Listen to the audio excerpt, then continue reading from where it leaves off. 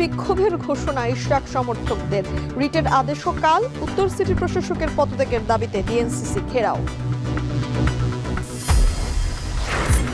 সাম্য হত্যার বিচার দাবিতে বৃহস্পতিবার লং মার্চের ঘোষণা ছাত্রদলের। শাহবাগ অবরোধ, পুলিশের বিরুদ্ধে গড়িমসির অভিযোগ সহপাঠীদের।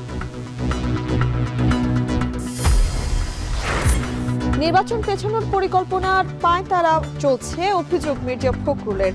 জনগণের প্রতি দায়বদ্ধতা নেই বলেই রোডম্যাপ ঘোষণায় বিলম্ব। মানবতাবিরোধী অপরাধের বিচার কাজ সম্প্রচার করা যাবে জানালেন চিফ প্রসিকিউটর। জনগুরুত্বপূর্ণ শুনানি সরাসরি প্রচার নিয়েও হাইকোর্টের রুল।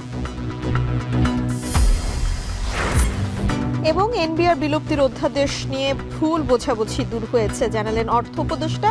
বাজেটের পর সব পক্ষের পরামর্শে বাস্তবায়ন।